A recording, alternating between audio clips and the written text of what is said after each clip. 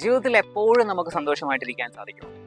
ഇല്ല എന്നാണ് എൻ്റെ ഉത്തരം. കാരണം നമ്മൾ നമ്മുടെ അമ്മയുടെ വയറ്റിൽ ജനിക്കുന്ന ആ ഒരു മൊമെന്റ് തൊട്ട് നമ്മൾ ഈ ലോകത്ത് നിന്ന് വിട പറഞ്ഞ് പോകുന്നത് വരെയുള്ള ആ നിമിഷം വരെ ഒരു മനുഷ്യൻ പലതരത്തിലുള്ള ജീവിത സാഹചര്യങ്ങളുടെ സമ്മർദ്ദത്തിൽ പെട്ടിരിക്കുന്നു എന്നാണ് ഞാൻ മനസ്സിലാക്കുന്നത്. അപ്പോൾ ഈ ജീവിത സാഹചര്യങ്ങളെ നമുക്ക് എങ്ങനെയാണ് സ്വീകരിക്കേണ്ടത്? ഈ ജീവിത സാഹചര്യങ്ങളെ, വ്യത്യസ്തമായ ജീവിത സാഹചര്യങ്ങളെ ഒരു വ്യക്തി എങ്ങനെ പെർസീവ് ചെയ്യുന്നു, എങ്ങനെ ഉൾക്കൊള്ളുന്നു, എങ്ങനെ സ്വീകരിക്കുന്നു എന്നതാണ് ഒരു മനുഷ്യൻ്റെ സന്തോഷവും ദുഃഖവും തീരുമാനിക്കുന്നത്. അനന്തമായ ആനന്ദം ഒരു മനുഷ്യൻ്റെ ആന്തരികമായ അന്തസത്തയാണ് എന്ന് തിരിച്ചറിയാതെ സന്തോഷത്തിന് വേണ്ടി, ദുഃഖത്തെ അകറ്റുന്നതിന് വേണ്ടി ഒരിടത്തു നിന്ന് മനുഷ്യൻ പലയിടത്തേക്ക് അലഞ്ഞു തിരിയുകയാണ്. പല ട്രെയിനർമാരെ ചെന്ന് കാണുന്നു, പല ഗുരുക്കന്മാരെ കാണുന്നു, ദേവാലയ ദർശനങ്ങൾ നടത്തുന്നു, ആത്മീയ ആചാര്യന്മാരെ കാണുന്നു. ഇതിനാണ് തൻ്റെ വ്യഥകളെയും ആദികളെയും വ്യാധികളെയും ദുരിതങ്ങളെയും കഷ്ടപ്പാടുകളെയും പ്രയാസങ്ങളെയും ഒക്കെ ഇല്ലാതെയാക്കുന്നതിന് വേണ്ടി, ഇല്ലായ്മ ചെയ്യുന്നതിന് വേണ്ടിയിട്ടാണ് മനുഷ്യൻ അലഞ്ഞു തിരിഞ്ഞ് നടക്കുന്നത്. പക്ഷേ ഇവർ എവിടെയെങ്കിലും ഒരിടത്ത് ഉറച്ചു നിൽക്കുമോ? ഒരിക്കലുമില്ല. അവരിങ്ങനെ ഒരിടത്തുനിന്ന് അടുത്തടുത്തേക്ക്, ഇക്കരെ നിൽക്കുമ്പോൾ അക്കരെ പച്ച എന്ന് പറയുന്നത് പോലെയാണ്.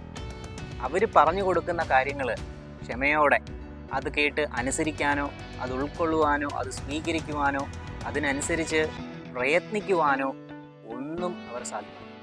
അവർക്ക് അന്നേരം തന്നെ കാര്യങ്ങൾ നടന്നു കിട്ടണം. ആ ക്ഷണം അവർക്ക് കാര്യങ്ങൾ നടന്നു കിട്ടണം. ഇതാണ് അവരുടെ ഒരു രീതി എന്ന് പറയുന്നത്. അവർക്ക് ഒരിടത്ത് ചെല്ലുമ്പോൾ അവരുടെ ആവശ്യങ്ങൾ നടന്നില്ലെങ്കിൽ അവരെന്ത് ചെയ്യും? സ്വാഭാവികമായിട്ട് കുറ്റം പറയും. ഞാൻ ഈ പറഞ്ഞ കാറ്റഗറിയിലുള്ള ആൾക്കാർ അലഞ്ഞു തിരിഞ്ഞുകൊണ്ടേയിരിക്കും അവരുടെ മരണം വരെ. ഒരിക്കലും ഒരു പെർമനൻ്റ് ആയിട്ടുള്ള ഒരു സൊല്യൂഷൻ, ഒരു പെർമനൻ്റ് ആയിട്ടുള്ള ഒരു ഉത്തരം അവർക്ക് കിട്ടുകയില്ല. നിങ്ങൾ അനുഭവിക്കേണ്ട കർമ്മഫലങ്ങൾ, പ്രാരാബ്ധ കർമ്മങ്ങൾ നിങ്ങൾ അനുഭവിച്ചേ മതിയാവും. നിങ്ങളിനി ഏത് ഗുരുക്കന്മാരെ കണ്ടാലും, ഏത് ആത്മീയ ആചാര്യന്മാരെ കണ്ടാലും, ഏത് ദേവാലയ ദർശനങ്ങൾ നടത്തിയാലും, രാമേശ്വരത്തിലെ കിണറുകളിൽ നിന്ന് തലവഴിയെ വെള്ളം കോരി ഒഴിച്ചാലും, ഗംഗയിൽ സ്നാനം ചെയ്താലും, നിങ്ങൾ അനുഭവിച്ച് തീർക്കേണ്ട കർമ്മഫലങ്ങൾ നിങ്ങൾ അനുഭവിച്ച് തീർക്കുക തന്നെ ചെയ്യാം. എന്തെങ്കിലുമൊക്കെ ടെക്നിക്കുകൾ ഉപയോഗിച്ചോ, അല്ലെങ്കിൽ ഞാൻ ഈ പറഞ്ഞ താൽക്കാലികമായ റെമഡീസ് യൂസ് ചെയ്തിട്ട് നിങ്ങൾക്ക് എന്ത് ചെയ്യാം? നിങ്ങളുടെ കർമ്മഫലങ്ങളെ താൽക്കാലികമായിട്ടൊന്ന് മാറ്റിവെക്കാം. പക്ഷേ ഒരു കാര്യം വ്യക്തമായിട്ട് മനസ്സിലാക്കേണ്ടത്, ഇന്ന് നിങ്ങൾ മാറ്റിവെക്കുന്ന നിങ്ങളുടെ കർമ്മഫലങ്ങൾ നാളെ അതും കൂടെ ചേർത്ത് നിങ്ങൾ സഫർ ചെയ്യേണ്ടതായിട്ട് വരും. ഇപ്പോൾ ഒരു കുട്ടിയെ സംബന്ധിച്ചിടത്തോളം സ്കൂളിൽ ഹോംവർക്ക് ഇന്നവൻ ചെയ്തില്ല, ഇന്ന് ചെയ്യാത്ത ഹോംവർക്ക് നാളെ അവൻ ചെയ്യണം. നാളത്തത് നാളെയും കൂടെ ആവും, അഡീഷണലാവും. അപ്പോൾ എന്താണ് ഇതിനുള്ള ഒരു പ്രതിവിധി, ഒരു പെർമനൻ്റ് സൊല്യൂഷൻ എന്താണ്? ഇതിനെ നമ്മൾ സന്തോഷത്തോടെ സ്വീകരിക്കുക, അനുഭവിച്ച് തീർക്കുക എന്നുള്ളതാണ്.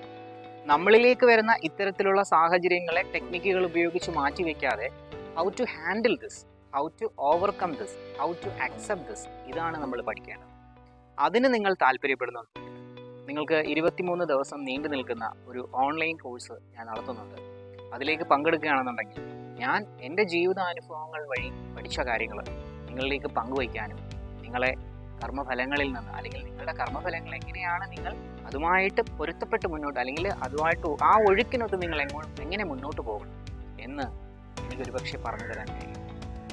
അപ്പോൾ എന്താണ് നിങ്ങൾ പഠിക്കേണ്ടത്? ദുഃഖങ്ങളെ മാറ്റിവെക്കുവാനാണോ, അതോ രണ്ട് കൈകളും നീട്ടി സന്തോഷത്തോടെ ഒരു പുഞ്ചിരിയോടെ അതിനെ അനുഭവിച്ച് തീർക്കുവാനാണോ? സ്വയം ചിന്തിക്കുക. മറ്റൊരു വീഡിയോയിൽ മറ്റൊരു ആശയമായിട്ട് വീണ്ടും കാണാം.